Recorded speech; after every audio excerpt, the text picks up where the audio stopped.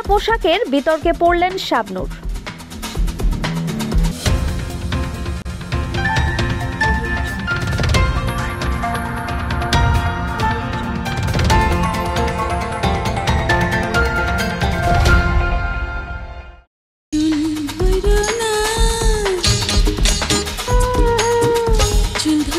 খোলামেলা পোশাকের বিতর্কে পড়লেন শাবনূর।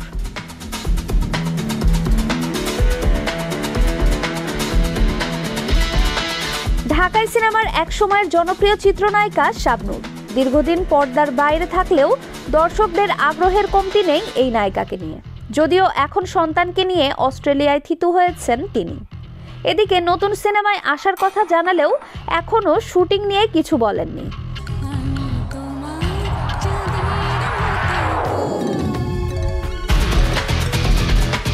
মাঝে মাঝে সামাজিক মাধ্যমে নিজেকে ধরা দেন শাবনূর। সেখানে আর সবার মতোই নিজের ভালো লাগা মন্দ লাগার কথা ভাগ করে নেন অনুরাগীদের মাঝে। যদিও এই নায়িকা অন্য সবার মতো বিতর্কে পড়েন না, তবে এবার যেন অহেতুক বিতর্কের মুখেই পড়েছেন তিনি।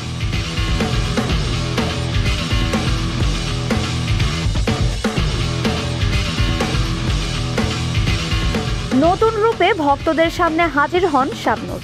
সেখানে প্রকাশিত একটি ছবিতে খানিকটা খোলামেলা অবতারেই দেখা মেলে নায়িকার। সেই সঙ্গে অভিনেত্রীর মুটিয়ে যাওয়া লুকও ফুটে ওঠে। এর ফলে হতাশ হন তার ভক্তরা।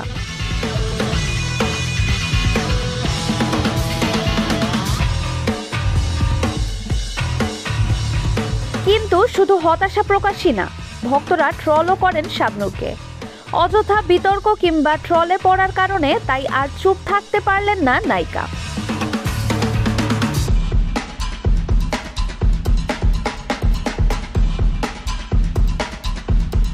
পোস্টে শাবনূর লিখেন, অনেকে হয়তো জানেন যে আমি আমার সোশ্যাল মিডিয়া নিজের মতো করে হ্যান্ডেল করি, কোনো অ্যাডমিন নিয়োগ দেইনি।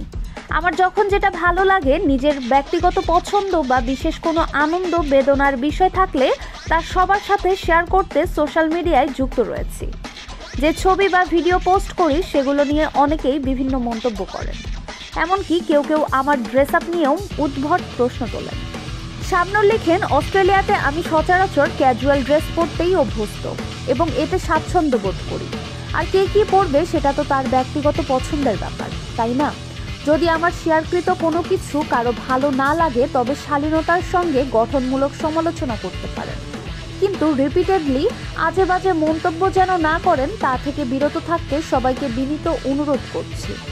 আর একান্তই যদি আমার অ্যাক্টিভিটিস কারো পছন্দ না হয় তবে আমাকে ফলো না করেই পারেন।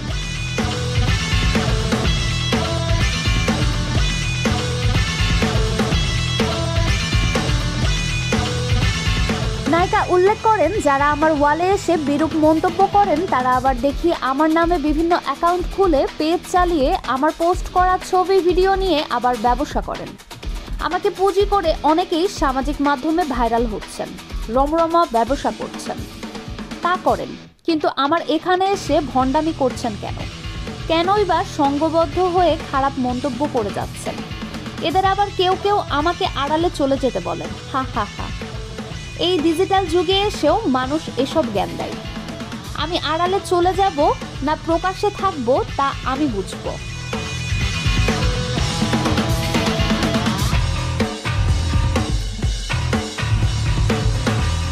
সবশেষে শাবনূর লিখেন, অন্যের প্রতি আমাদের দৃষ্টিভঙ্গি, আচার ব্যবহার, কথা বলার ভাষা, এসব ব্যাপারগুলো আমাদের পারিবারিক মূল্যবোধ ও পারিবারিক শিক্ষার পরিচয় বহন করে। মন্তব্য করার ক্ষেত্রে আমরা যেন একে অন্যের প্রতি শ্রদ্ধাশীল হই। সবাই ভালো থাকবেন।